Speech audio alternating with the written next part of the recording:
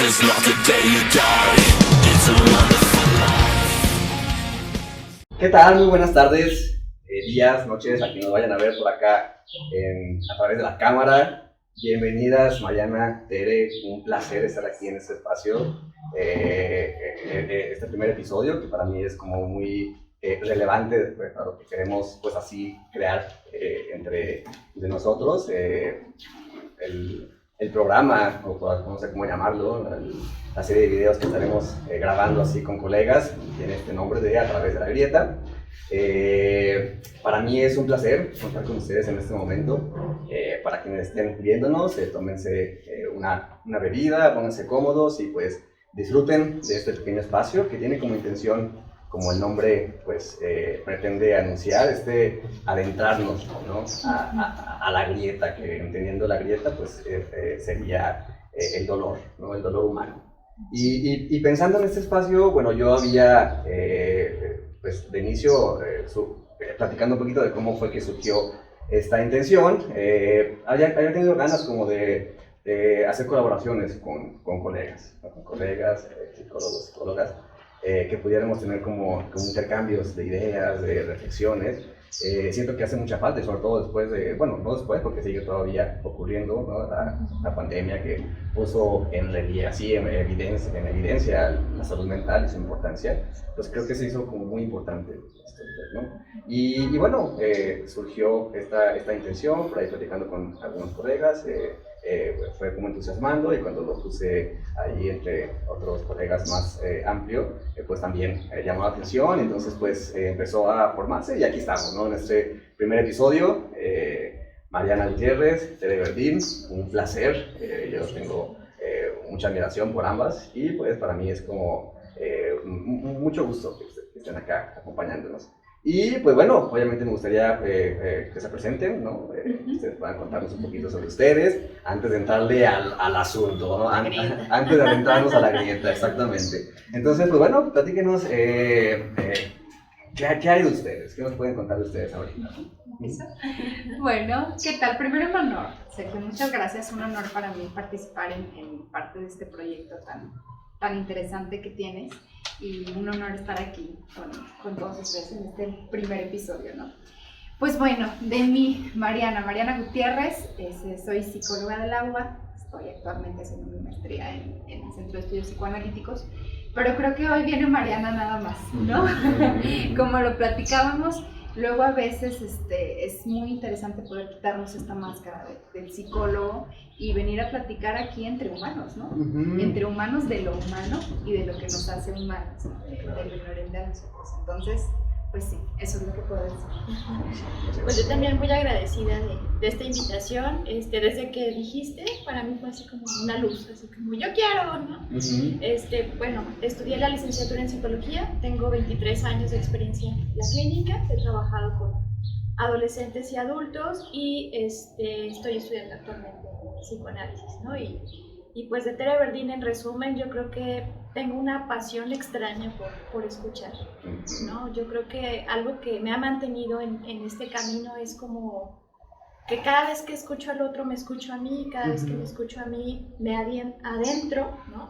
Cada vez más a eso desconocido de mí misma que impacta, que duele, pero que me humaniza, me sensibiliza y hace que al día siguiente tenga más ganas de estar extrañamente con el dolor humano, ¿no? Como una especie de masoquismo, pero en ese sentido del deseo de crear algo con eso, ¿no? Que eso no se quede ahí, que nos estanque, que algo nuevo surja, no la felicidad, porque no creo en ese sentido, sino como algo nuevo, ¿no? Una posibilidad de construir. Claro, y sobre todo en esto que dices de lo nuevo, ante este terrible bucle en el que solemos luego envolvernos en repetir diferentes comportamientos, que es lo que llama la atención justamente del sufrimiento humano, pues, ¿no? O sea, cómo a pesar de que es algo que nos genera displacer, X situación, no podemos renunciar a eso, ¿no? Es algo que nos tiene ahí atrapados, ¿no? Y seguramente en la clínica les habrá tocado a algunos pacientes, ¿no? Consultantes que se acercan y desesperadamente, ¿no? Dicen, no sé cómo salir de esto, y con desesperación finalmente.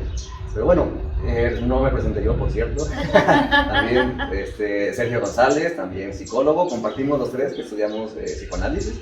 La intención no sería solamente centrarnos en el psicoanálisis, porque también aparte de que va a haber colegas que no, digamos que ejercen o estudian psicoanálisis, hablar de diferentes enfoques, pero en esta ocasión pues coinciden, ¿no? Que las tres hay esta afinidad por este enfoque, pero también me gustaría insistir en esto, ¿no? Es platicar más allá del enfoque, pues, ¿no?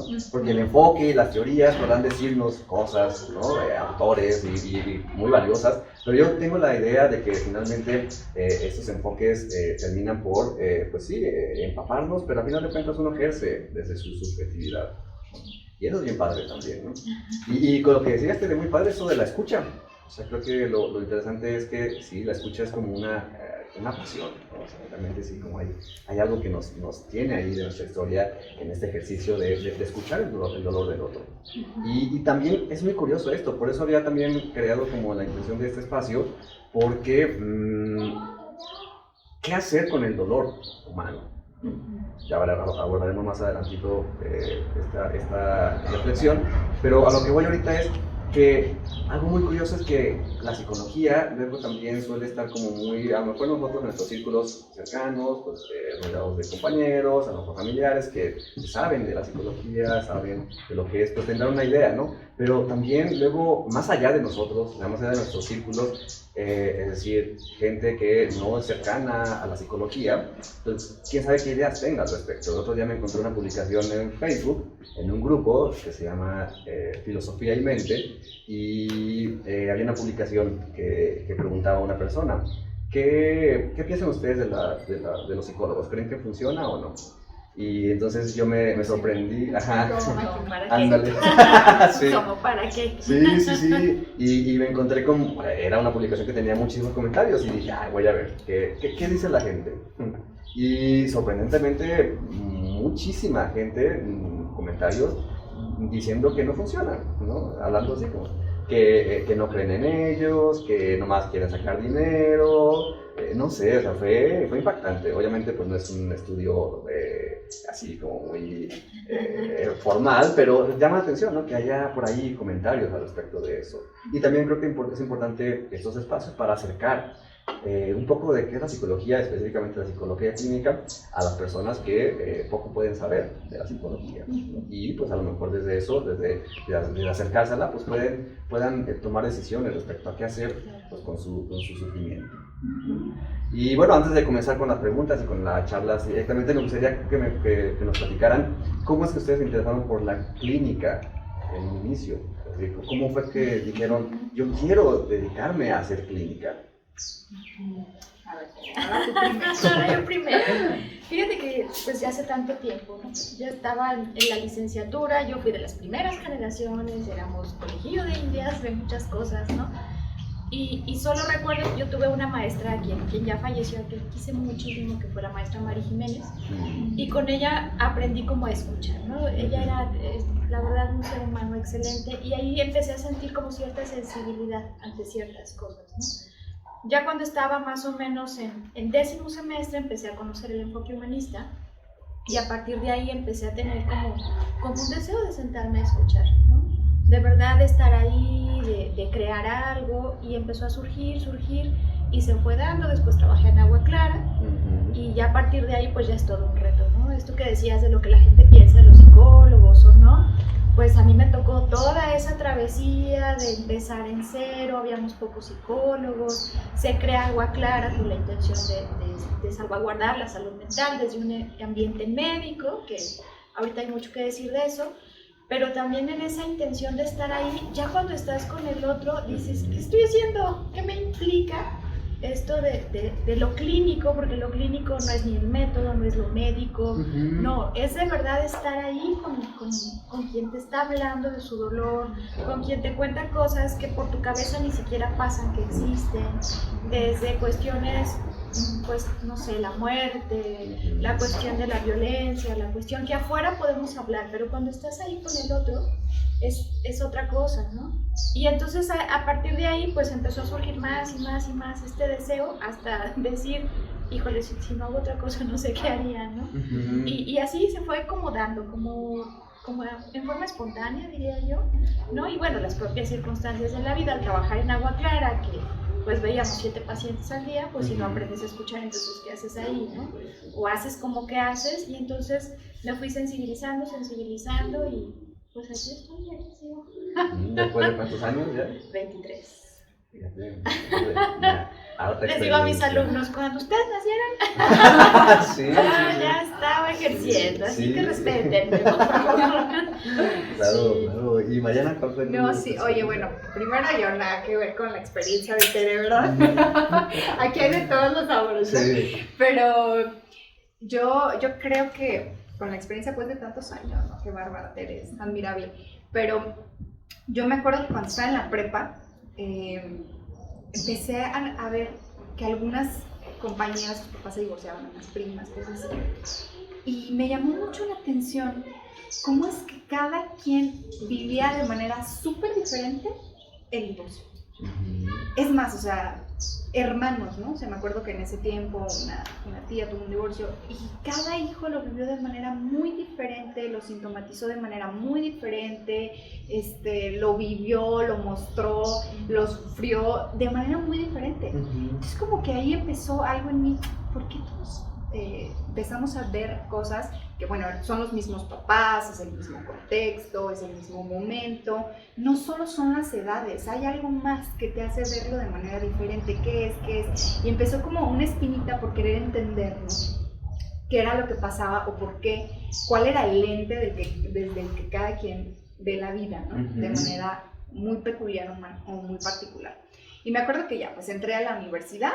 Y luego ya todos decían, pues yo me metí porque quería ayudar, ¿no? Y yo me equivoqué. Yo la verdad quería entender. ¿Y si no quiero ayudar? Como que ahí yo todavía no tenía tanto el feeling de la clínica, más bien era como de entenderlo, ¿no? Y dije, se me hace que me equivoqué, pues bueno, ya estoy aquí, a ver qué pasa. Y en un momento estuve a punto de salirme de la carrera. Me iba a ir a medicina, dije, aquí no estoy entendiendo, como que los primeros semestres, no me lograba enganchar, ¿no?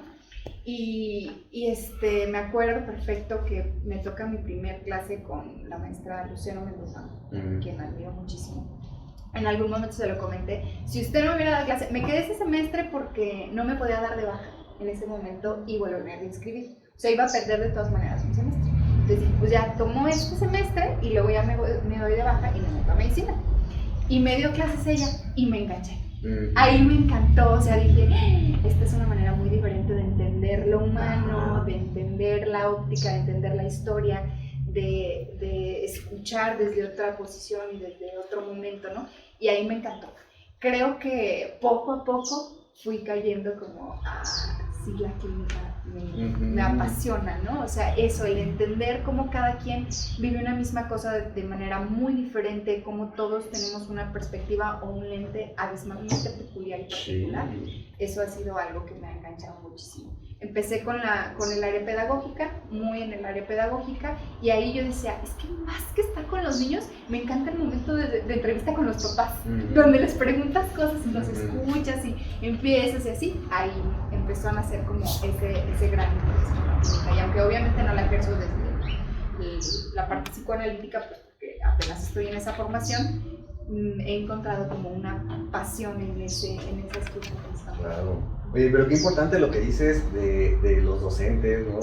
Los maestros, las maestras, que pueden ahí ser un pivote, ¿no? O sea, permitir o no quedarnos en la carrera. O sea, cuestiones tan importantes como una elección profesional que pueden estar determinadas o no por nuestro acercamiento con un maestro o una maestra que nos permita justamente como ver algo que nos enganche. De hecho te iba a comentar, ¿no? Que te abren los ojos, ¿no? Como una sensación, bueno, ahorita que te escuchaba y pensando en mi experiencia, pues es esa sensación como, al menos para mí, fue como que te abren los ojos más allá de lo teórico, más allá de lo establecido académicamente, incluso más allá de lo que se espera, que ahorita también pues hay muchas maneras de mirar, pero también que alguien te abra los ojos a esa otra forma de, ¿no? Y al menos desde lo que escucho y mi experiencia, pues de mirar al otro, ¿no? De estar ahí.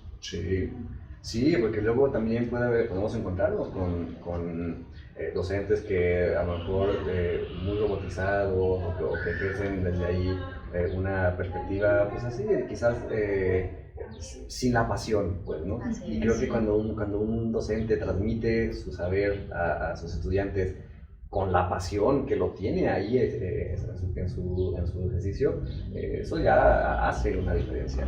Y qué padre. Y bueno, creo que ahorita con lo que escucho en ustedes, sobresale precisamente este tema de la escucha, porque creo que es eso, ¿no? O sea, como clínicos lo que ofrecemos es principalmente esa escucha, principalmente porque podemos ofrecer otras cosas, ¿no? Pero la escucha, ¿y qué escuchamos sino el dolor del otro?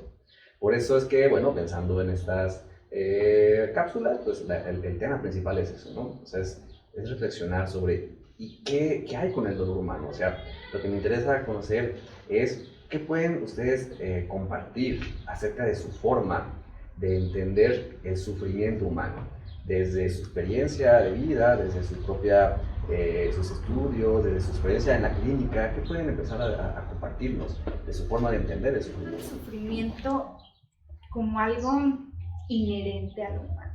O sea, creo que si eres humano, no puedes no sufrir, ¿no? Schopenhauer, ¿vale? No, pero sí como, bueno, a ver, creo que parte de la humanidad es el sufrimiento. ¿Qué haces con ese sufrimiento? ¿Cómo respondes? ¿Qué construyes? Creo que ahí sí hay una perspectiva diferente, pero creo que no se puede vivir sin sufrimiento. O sea, bueno, ahorita que decías desde sus saberes o desde lo que han leído, lo que conocen en la clínica, me acordé de un libro, un fragmentito del malestar en la cultura de Freud, ¿no? Donde dice que el humano, pues a ver, primero tiene un cuerpo que se enferma, que le duele, que decae, que bla, bla, bla. Finito. Ajá, exactamente, ¿no? O sea, un cuerpo que pues sí va decayendo, ¿no? Conforme la vida, pues de pronto te duele una cosa, otra, ya no funciona igual, la fuerza no es la misma. Entonces, habitar un cuerpo que sufre o que duele o que se enferma, pues ya es un poquito de sufrir. Luego estamos en un mundo, ¿no? Decía Freud, creo que era como un mundo de fuerzas como implacables. Pues sí, o sea, hay cosas que están fuera de nuestro control, el frío, las tormentas, los huracanes, bla, bla, bla. Un virus. Un virus. Un virus que llega de repente a matarnos. Exactamente. Y los vínculos. O sea, parte del humano es vincularse, ¿no? Vincularse. ¿A quién no le han roto el corazón por haber amado? O sea, enamorarte, desenamorarte, tener amigos que te decepcionen, o sea, buscar ilusionarte, desilusionarte. O sea, creo que parte del humano, pues es este sufrimiento que es inherente, ¿no? Una parte de entenderlo. De hecho, cuando te escuchaba, y yo también coincido, ¿no? El dolor, incluso para mí el dolor básico, como dolor antes del sufrimiento, es como aquello que te va avisando que algo no está bien, ¿no? Yo pongo desde el ejemplo simple: si tú te aprieta el zapato, tienes que sentir ese pequeño dolor que te va avisando de que algo hay que ir haciendo, ¿no? Y el sufrimiento es como esa conciencia, lo voy a decir así, que vas teniendo de ese dolor y que vas asumiendo de alguna manera que algo tienes que hacer tú, porque no va a venir de afuera, no te van a quitar los zapatos, no te van, ¿no? Tienes que hacer algo ante eso y que es tu propia responsabilidad, que no se lo puedes dejar. Y ante eso pues va como un aumento, ¿no? Desde la sensación de que eso te rebasa, de que no tienes los recursos, de que buscas ayuda, ¿no? Ahí creo que es un momento crucial donde las personas sienten o a veces sentimos que no podemos con eso y entonces nos va rebasando y queremos que alguien le ponga ese alto. Pero ese alto es importante que se entienda lo que decía, no que te va a hacer feliz. Incluso mi instituto que se llama Bienestar, pues lo ponemos en el sentido de la posibilidad, ¿no? Pero nada asegura que el dolor se va a quitar de un día para otro, nada asegura que ese dolor, porque es un aviso de, ¿no? Entonces es humano, es parte de nosotros y que pues estamos, ahorita que se escuchaba, ¿no? Como condenados no a sufrir, sino a asumir ese sufrimiento. Y yo creo que uno de los retos es la responsabilidad ante eso, no es otro. Yo creo que hay que tener mucho cuidado cuando creemos que el otro nos va a salvar, el otro nos va a resolver, incluso el psicólogo, la pareja, la familia, creemos que ese otro es el que nos va a decir, incluso pregúntenle a los médicos, ¿no? Pues, ¿cómo la voy a ayudar con su cuerpo si no toma lo que debe tomar? Aquí sí tomas coca, ¿no? Sí, entonces es todo, es complejo y es esencialmente humano. Yo también creo que no, pues nos quitaría nuestra humanidad, ¿no? Sí, por supuesto. Y es curioso porque también me parece que algo muy peculiar del dolor es que una propiedad del yo, ¿no? De esa imagen narcisista que pretende vivir totalmente en el placer, pues quiere expulsar el dolor de nosotros. Entonces, con lo que dice usted y lo que dice Mariana, me parece muy importante ¿no? O sea, el hecho de que el reto se encuentre en asumir, pues, de que desde nuestra yo más primitivo creemos que es el otro el que nos quiere matar, por así decirlo, ¿no? O destruir, hacer daño. Nos va a salvar.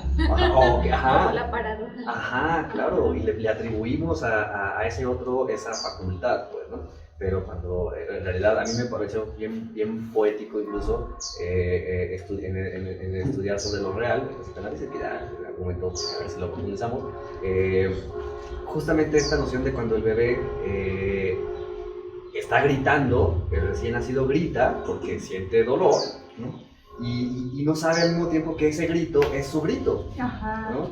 O sea, el bebé, así como en cuanto esa vibración sale de su boca y se vive ahí, expulsa esa sonoridad, no sabe, o sea, en cuanto lo expulsa, su oído lo capta también, pero no sabe que eso que capta viene de él.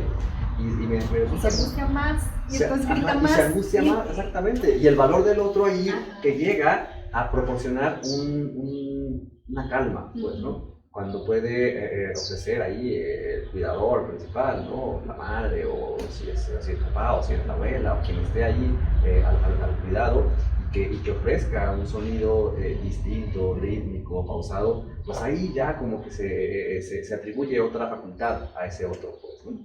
Pero es muy curioso, porque a partir de eso, sí, me parece que asumirnos responsables de nuestro dolor, ¿no? Así como ese recién nacido que no sabe que el caos viene de él. Que si cierra la boca ya se acaba. No sabe. Sí. Igual, eso en lo humano, ¿no? Luego ya después de adultos es que me pasa, es que me hacen, es que... ¿Y tú? ¿Tu responsabilidad dónde está? No, o sea, claro, la vida nos da ciertas cartas. O sea, no puedo decir, sí, de verdad se le murió, no sé, el papá en un accidente trágico. O sea, ahí está ese hecho.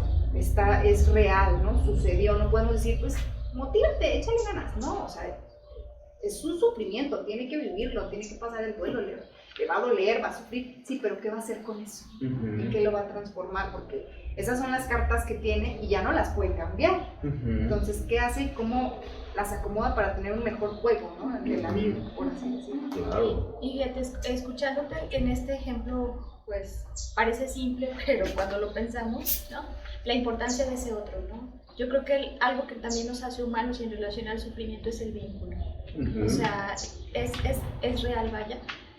Que no, a veces no podemos solos, ¿no? Por más que queramos, por más... Y ese otro de alguna manera no va a saber qué hacer, pero va a procurar, ¿no? O ninguna madre sabe qué hacer ante un bebé que llora, ¿no? Sabrá desde su experiencia, desde sus recursos, pero también intentará hacer algo por reducir ese sufrimiento, ¿no?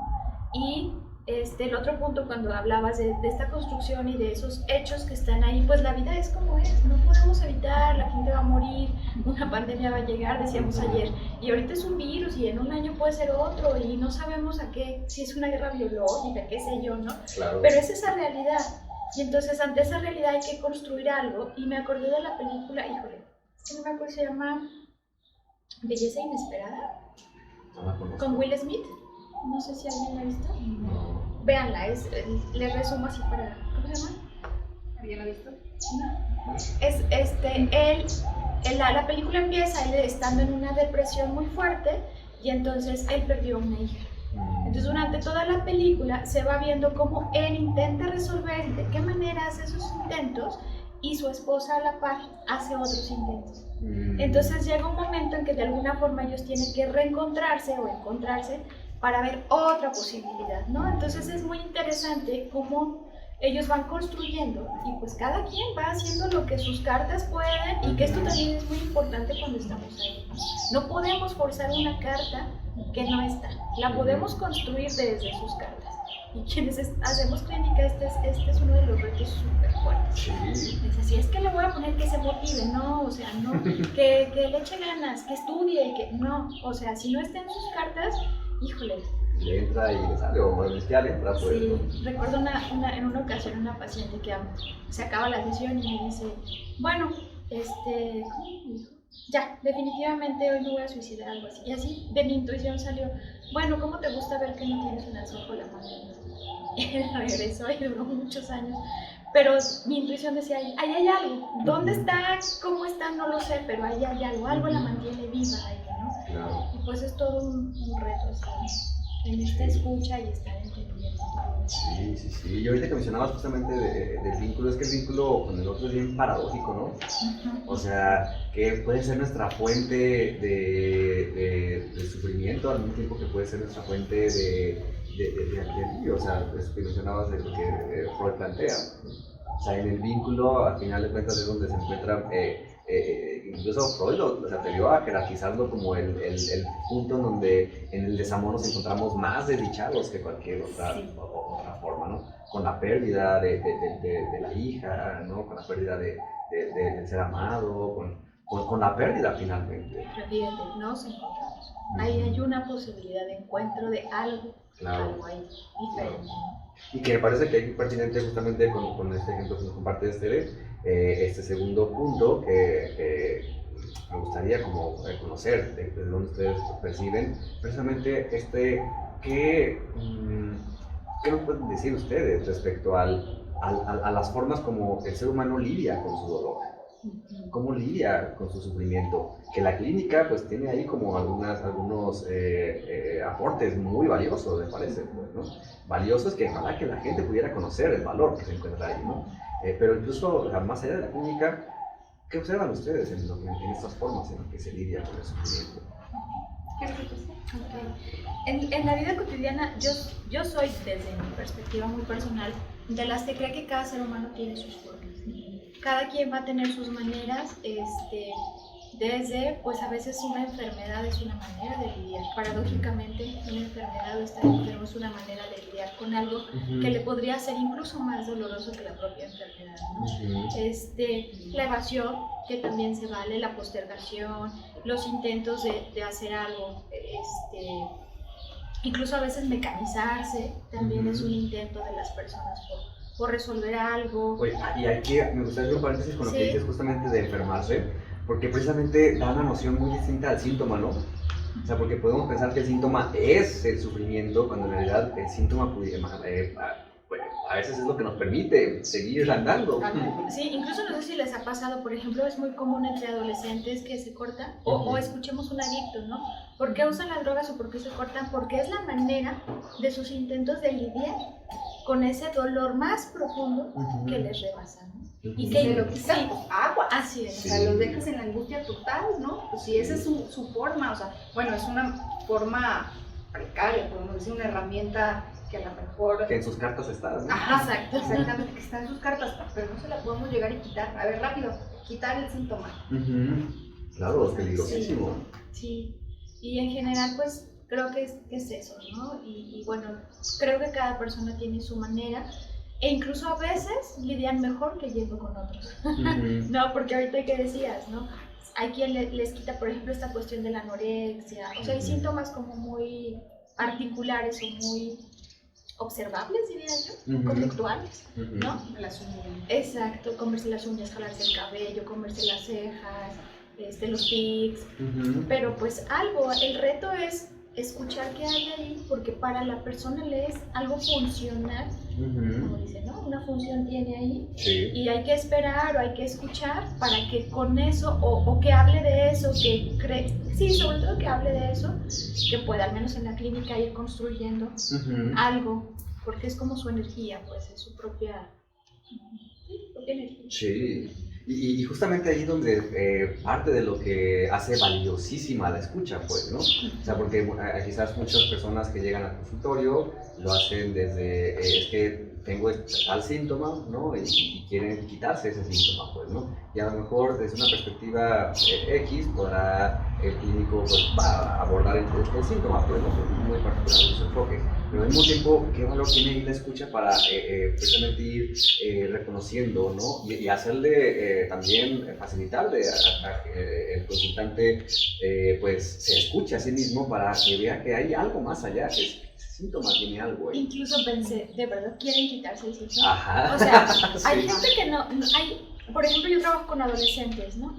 Y parte de mi equipo trabaja con las familias. Entonces, a veces son los papás Ujú. los que quieren que su hijo no esté reprobando, ¿no? Pero el Ajá. chiquillo ni le vale, o sea, porque es la manera que los adolescentes, algunos adolescentes tienen de decir, no puedo con todo, Ujú. no quiero con esto, no quiero la carga de la presión de mis papás, y es la manera de contradecirlos. Sí. Y no llegan a decirte, quiero dejar de cortarme, ¿no? De hecho, pocos pacientes llegan a decirte específicamente el síntoma Ujú. y que quieren evitarlo. Digo, a menos que ya de verdad sienten que les rebase, por ejemplo, una relación de violencia. Ujú, ujú. Ahí sí, e incluso a veces la duda viene como de algo de afuera que les hace ruido, ¿no? Bueno, dicen mis amigas como que no Ajá. está muy bien, ay, ¿tú Sí. qué piensas de eso, no? Pero la persona no te va a decir exactamente o siempre Ujú. que se lo quiere Que se quiere quitar. quitar ese. Ajá. En- Me encontré un meme hace poco que decía, creo que era así de, como crees que es en la clínica y es el terapeuta con el paciente contra el síntoma. Y en realidad, ¿cómo es? Es más bien el paciente con su síntoma contra El terapeuta, Ajá. a que no me lo quitas. Ajá, sí, Esto claro. es mío. Para algo le funciona, ¿no? Sí, Para esa muleta de su vida. Y yo creo que igual también aquí entra mucho esto de las cartas personales, pues hay un mandato como social superyoico de tienes que ser feliz. Ujú. Y pensamos que todos lo vamos a encontrar de la misma manera. O sea, tienes que gozar, ¿no? O sea, goza, Sí. goza, o sea, tienes que estar feliz, o sea, Pleno. pleno, ándale, o sea, buscamos la Espiritual. plenitud Sí. en todos los sentidos. Y es imposible, o sea, pero aquí creo yo lo muy dañino es que muchas veces nos la creemos. Entonces, ¿cuáles son las maneras de ser feliz? Y a lo mejor esas formas no están en mis cartas y por estar buscándolas fuera, me olvido de las herramientas que tengo yo para construir algo con eso, ¿no? Y creo que ahí entra mucho también el sufrimiento, con este como mandato superyoico de, a ver, si tengo que ser feliz teniendo esto, lo otro y aquello, y no puedo, porque mis cartas no me dan, porque en realidad ni siquiera lo deseo, porque bla, bla, ese también es un momento como de mucho sufrimiento, ¿no? O sea, a veces sí a un espacio de escucha, donde te escuchas, donde otro te rebota eso que dices, ¿no? Donde se escucha desde otra perspectiva, creo que te ayuda a conectar con esas cartas de tu historia y entonces ahora sí asumir eso que te sucede de una manera diferente y asumir eso que sí deseas, bueno, también construirlo de una manera diferente, pero desde lo personal, ¿no? Desde lo particular. Claro, creo que hay algo bien valioso con esto también de voltear a ver que el sufrimiento humano pues está, digamos, envuelto, salud, está envuelto en una cultura, pues, ¿no? Y muy curioso justamente esto que mencionas, que tiene ahí como este nombre de la japicracia, ¿no? Esta cultura que impone y que a veces desde algunos discursos por ahí, por eso se le critica mucho luego a los coaches de vida, ¿no? Y diferentes pues, disciplinas que buscan precisamente crear un discurso en el que el dolor quede de lado, pues, ¿no? O sea, como si la meta fuera vivir en plenitud, en la felicidad, sin dolor, pues, ¿no? Y eso es un engaño, a final de cuentas, no es posible. Qué difícil para el humano, o sea, cargar con eso, ¿no? Por eso entonces, pues qué insatisfacción decir, es que me siento bien un ratito, pero luego ya no, no, entonces estoy mal, Ya, porque tengo que aspirar a esa plenitud total, a ese momento de bienestar total y es imposible. Es imposible. Y fíjate, ahorita escuchándolo, a propósito de la clínica y aunque el tema no son los enfoques, yo creo que algo mal entendido del humanismo, por ejemplo, es que los humanistas apapachamos, ¿no? Ah, sí. Que los humanistas, entre nosotros, ¿no? La broma del abrazo gestáltico, ¿no? Entonces me acordé porque justamente lo que yo les digo a mis alumnos es que no te toca, o sea, no te toca, te toca escuchar, te toca, al contrario, lo que tienes que escuchar es justamente ese exceso de felicidad supuesta o de bienestar excesivo, ¿no? Como pues más que pensarlo como en super yo, como en un ideal de sí mismo, Ujú. que lo que haces es como tomar aquello que está afuera, ¿no? Y creer que eso es lo que tú quieres. Y ahorita que decías de los coaches y todo esto, pues esa es otra cuestión muy... Venden más los coaches, que te van a decir, te prometo la felicidad, a los que nos sentamos y decimos, pues te escucho en tu dolor, no, pues me va a cobrar tanto para llorar, Claro. pues mira, ya lloré, ya no regreso. Decíamos hace rato. O sea, que finalmente sí, Ya me es siento entonces bien. una cultura que al momento en el que no permite que se conviva con el dolor, que empuja, y sobre todo a los más jóvenes, porque Sí. en los adolescentes Sí. es muy común que no soporten la angustia, y que en el momento en el que empiezan a sentir angustia, dolor, pues las redes sociales se convierten en una fuga impresionante, ¿no? O sea, donde van a poder encontrar pues cualquier opción para encontrar una satisfacción inmediata. Las drogas, ¿no? Sí. Las drogas. Y lo paradójico es, por ejemplo, ahorita que decías, ¿no? Es entre más felicidad se quiere mirar, bueno, yo lo estoy observando en la clínica, quien está sufriendo más son los niños. O sea, en esos padres, en esos intentos de felicidad, de bienestar, lo que están haciendo es una sobreexigencia sobre sus propios hijos y los niños no saben qué hacer. Entonces, los niños están padeciendo cuestiones que no, bueno, desde mi perspectiva, no deberían, en el sentido de les rebasa, pues, porque los de afuera, con esa fantasía de ser felices, de tener toda imagen de ideales, pues tú también, ¿no? Y los niños, ¿no? Dicen, no, algo inteligente de ellos, digo yo, dicen, ¿no? Y entonces están sufriendo y padeciendo, y se hace como un círculo vicioso. Entre más quieras evitar ese sufrimiento, pues yo les digo a los papás, ¿no? Entre más usted quiere evitar que le duele algo, ¿quién va a repercutir es en los pequeños, ¿no? En sus hijos pequeños o en sus adolescentes. Qué tremendo, porque al final, pues el mundo va a, nuestra especie, por así decirlo, pues va a seguir con estas generaciones, pues, ¿no? Sí. Y es lo alarmante, incluso ahorita con la pandemia, lo que platicamos en el inicio, los niños que van a crecer con la noción de que pues hay que traer una careta, ¿no? Una máscara que cubra la mitad del rostro, que cubre la sonrisa, ¿no? Y la sonrisa, pues, que no es más que la invitación, ¿no? A la conexión, ¿no? Va a ser muy interesante ver qué pasa, pues, con estas generaciones que nacieron o convivieron con este año y medio o 2 años que van a ser, ¿no? De ese tipo de dinámicas. Si todo sale bien, 2 años. Sí, todo sale bien, sí. Esconderte detrás de algo, ¿no? También que puedes hacer escondido. Si te pones, y los lentes, pues ya prácticamente no estás, ¿no? Claro. Que se puede hacer una persona que oculta a veces de las personas. Me quedaba pensando ahorita que te escuchaba, Tere, que una vez escuché a Silvia Martínez que decía algo así como, ¿por qué no dejar que el niño llore?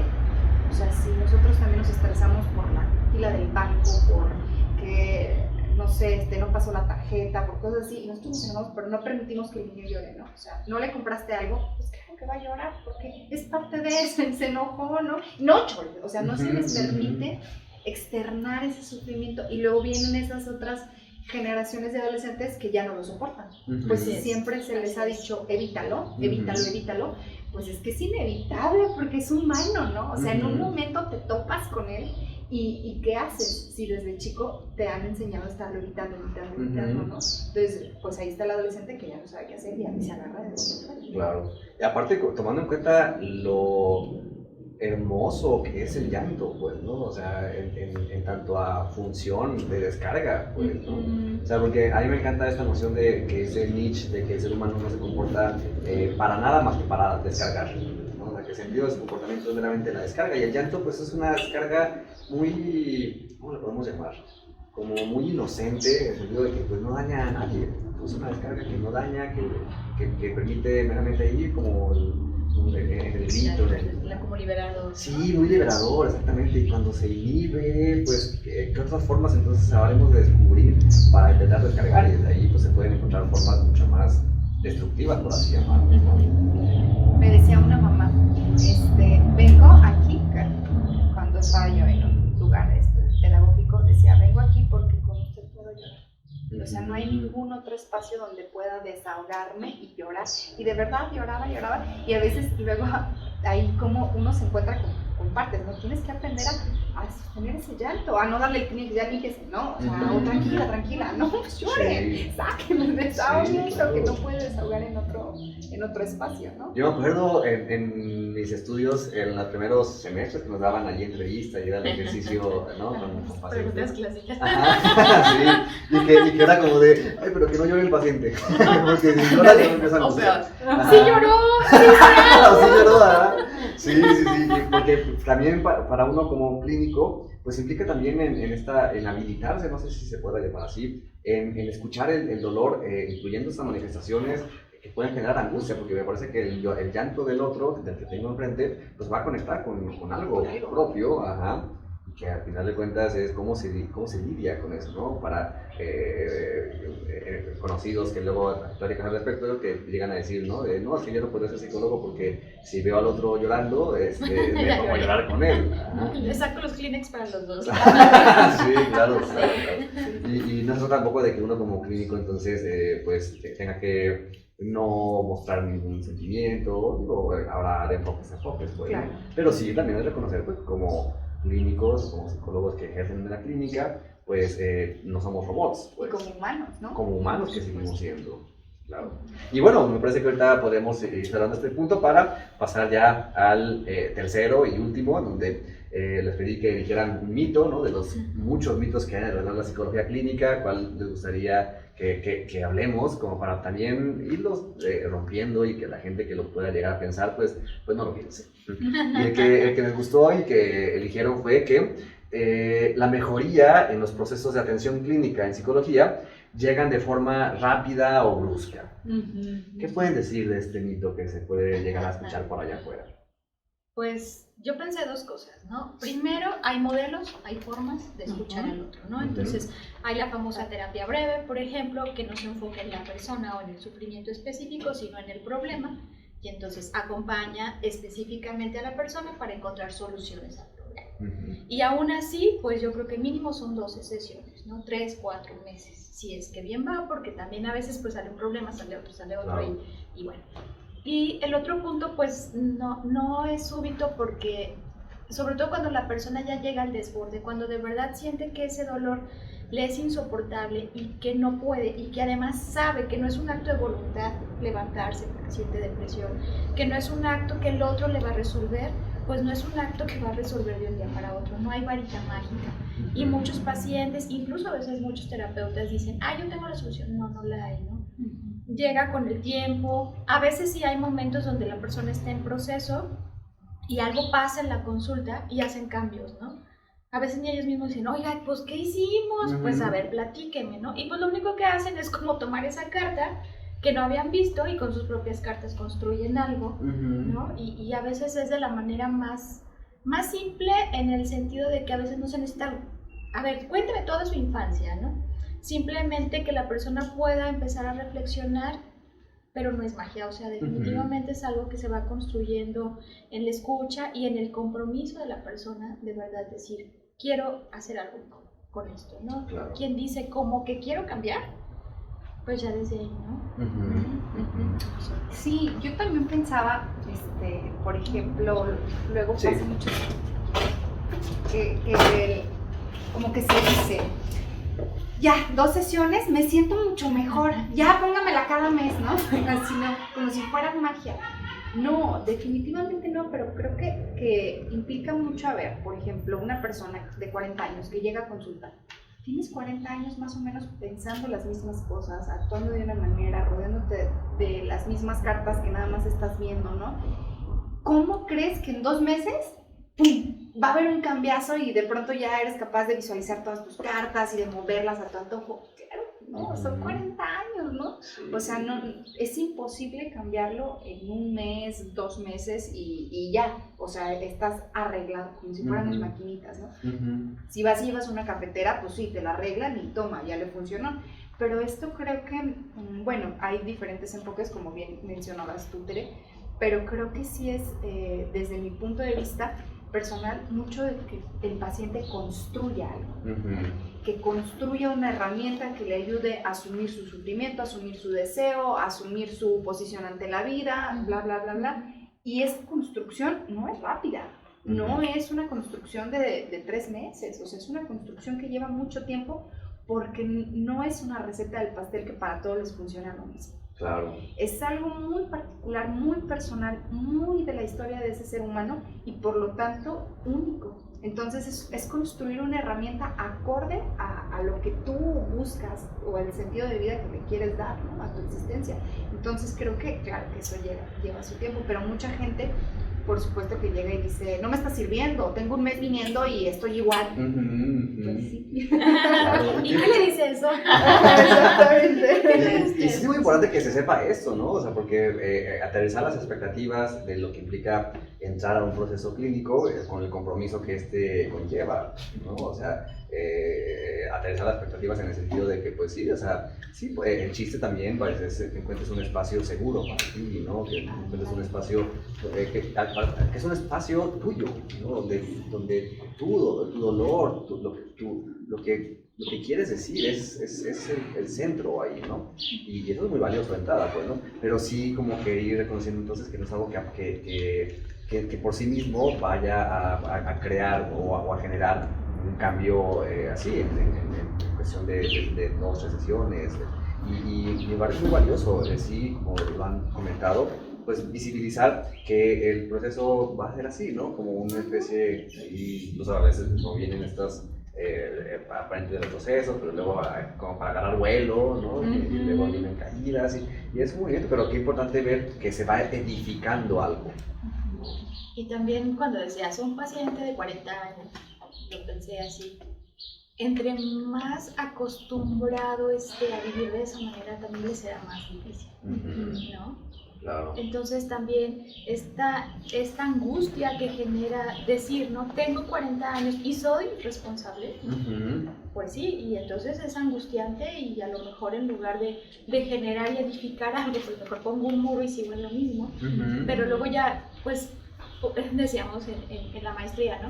Cuando estudié Gestalt, decíamos, una vez que te das cuenta ya no hay marcha atrás, ¿no? Entonces, ya, una vez que sabes que eres responsable, que eso te toca a ti, pues tienes o te corresponde hacer algo, ¿no? Ya ni la queja te es suficiente. Y pues aquí el reto también es entender esto, que las personas cuando se acerquen a buscar un terapeuta, esto que decías, ¿no? En esta apertura de verdad de buscar quien me escuche, ya sea para llorar o para hablar de aquello que no me atrevo, o para hablar de lo que me avergüenza, de lo que me está inquietando, pues es importante. Y también decir, no es el que estoy buscando, ¿no? Claro, sí. Hablando de espontaneidad y demás, también, y esto va dirigido tanto a los pacientes, ¿no? Si usted siente que va muy rápido, pues, quién sabe, a lo mejor no iba más, ¿no? Pero también si siente que no es realmente lo que está buscando, pues también hay otras formas, ¿no? Hay otros enfoques que yo creo que en tus cápsulas hablarán de otras formas, pero sí es importante saber y reconocer que estoy buscando en que escuche mi dolor y qué quiero yo hacer con eso para que me facilite el cambio. Bueno, lo construya, ni siquiera me facilite. Sí. O sea, porque al final de cuentas es bien padre volver a ver que la cura, pues se podría llamar algo semejante a eso, pues proviene del propio paciente o consultante, como quiera llamar, pues, ¿no? No es uno el que va y cura al otro, pues, ¿no? Eso deviene entonces de sus propios recursos y esos cargos. Les digo, si yo tuviera la solución, mejor vendía libros. Ajá. Que hay ya que- habría escrito el libro, ¿verdad? Ajá, Pero claro. así llega el paciente, ¿no? O sea, con ese mandato de vengo a que me quite esto, o vengo a que me diga qué hacer, Sí. vengo a que... y hay que tomar eso para que luego él pueda asumirlo, ¿no? Sí. Como Sí, dices, ¿En serio? hay un meme también, hay un meme, ¿verdad? Pero hay un meme muy conocido también de que algo dice algo así, ¿no? De que no sea yo, ¿no? El que tenga que ser mi responsable. Sí, que la respuesta no sea yo. Que la respuesta no sea yo. Y, No me pues, digas eso. está en ti, ¿no? Está en ti. Porque sí, al final de cuentas pues, hay mucho y lo podemos también reconocer de nuestros propios procesos clínicos que seguramente hemos o tenemos, ¿no? Así es. Como desde el otro lado, ¿no? Que es también muy valioso. Pero bueno, pues yo creo que por lo pronto me parece oportuno dejar por hoy con ustedes. Muchísimas gracias, Mariana, Tere. Un placer, creo que estuvo muy enriquecedor. Esperemos que para quienes escuchen por acá también les haya sido gratificante o bueno, que les mueva, que les invite a la reflexión. La intención es pues que por un lado que otros colegas se interesen en participar, en venir. Creo que esto va a ser muy rico de crear una comunidad. La intención también sería después de ciertas cápsulas hacerlo como una mesa más grande, ¿no? O sea, a lo mejor tener 5 cápsulas y en la quinta ya tener como vuelvan a venir junto con otros compañeros de los siguientes episodios y hacerlo un poco más en mesa grande y luego seguir con este formato de A3. Me parece como algo muy padre. Y pues por supuesto, si hay estudiantes de psicología que puedan ver esto y que les empiece a generar alguna orientación, muy padre. Y a la población en general, ¿no? Que puedan encontrar pues un acercamiento a lo que se hace en la psicología, que es una de las muchas formas que la cultura ofrece para hacer algo con su dolor, ¿no? A mí no me gusta también que estas tendencias a descalificar otras formas, porque cada quien hace y encuentra en su vida, ¿no? Formas para hacer eso que es parte de lo humano, ¿no? Nuestro sufrimiento. Entonces, pues bueno, muchísimas gracias a quienes hayan colaborado, muchas gracias compañeros que están acá detrás de las cámaras. Y pues bueno, por aquí vamos a dejar, nos vemos. Gracias, ¡Ay! Otra cosa antes. No olvides, la cápsula se va a subir en el canal de YouTube a través de La Grieta. Ajá. Y, suscríbanse, compartan por favor. Ajá, y bueno, si lo comparten en sus redes sociales, también me gustaría antes de que, por eso es importante no hablar antes, si quieren compartir sus teléfonos, sus redes sociales para que también nos contacten, adelante. Yo estoy en Instagram o Twitter, ahí es lo que uso más, como Mariana Gup, Mariana G-U-P, y ahí me pueden contactar fácilmente. Yo creo que igual te dejo los datos para si quieres ponerlos abajo. Ajá, sí, pero bueno, suscríbanse y también compartan. Ok, yo estoy como Instituto Bienestar, trabajo con un equipo de trabajo, ¿verdad? Somos un equipo y nos encuentran en Instagram también y en Facebook como Instituto Bienestar. Ok. Bueno, y a mí me pueden encontrar como Psic Sergio González, Espacio de Escucha Clínica, ahí en Facebook. Y bueno, en el canal de YouTube, ahí a través de La Grieta. ¿Quieren dejar sus teléfonos o lo pongamos allá? Los ponemos allá. Ok, pues ahora sí. Muchas gracias y estaremos allí subiendo estas cápsulas pronto.